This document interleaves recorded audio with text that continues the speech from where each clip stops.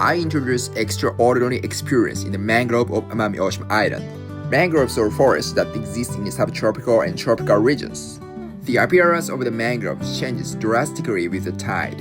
At high tide, the trees are completely submerged in the water, allowing you to kayak through them. At low tide, vast mud flats appeared, home to the many crabs. Have you ever seen such an environment? Join a mangrove tour where you can change the route according to the tide. Click the profile and check out our website.